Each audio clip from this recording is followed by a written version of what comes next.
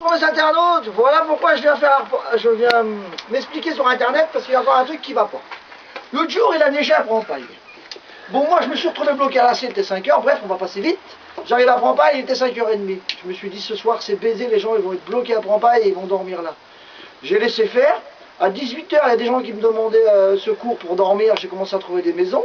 Je me suis dit, ce soir, ça va être bloqué. Faut que j'essaie de voir des élus ou des adjoints. 6h30, personne. 7h, toujours personne. 7h15, je tombe bien, monsieur l'élu bloqué avec sa C6 dans la ville. Ah bah j'ai dit, monsieur le maire, on va vous aider quand même si on est fâché.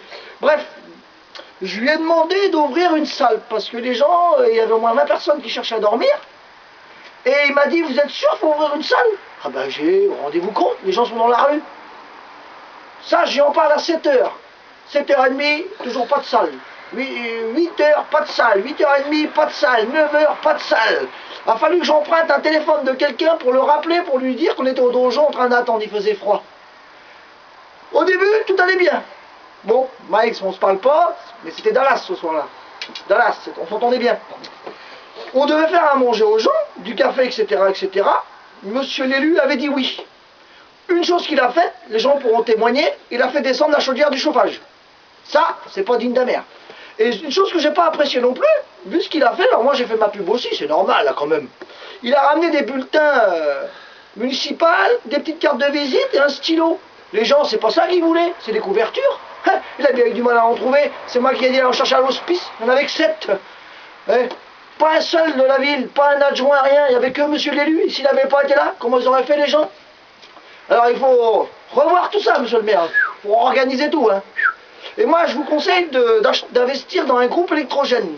Parce que s'il y avait une coupure de courant à Prampaille qui durait plus de 3 ou 4 jours, il faudrait les héberger dans la grande salle Benjamin Marchand et prévoir des matelas, des lits, des couvertures, pas comme l'autre jour.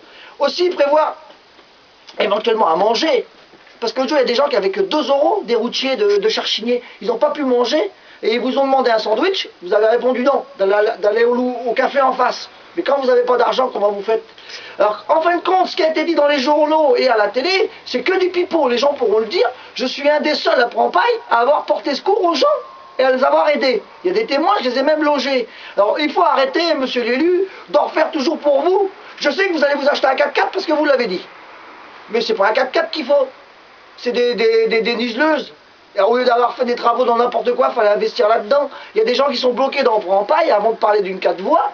Occupez-vous déjà des gens de Prampaille qui sont enfermés chez eux, qui ne peuvent pas sortir. Ceux qui ne peuvent pas vous être chez eux, qui c'est qui va leur apporter à manger aux personnes âgées, etc. Ça n'a pas été fait non plus, ça. Alors arrêtez dans les journaux de jacter des bidons. Même pourrir les journalistes, parce que là, pour la neige, ils viennent prendre des photos. Mais quand la ville elle était toute pourrie, j'avais monté un dossier comme ça à Ouest-France, on ne les a jamais vus.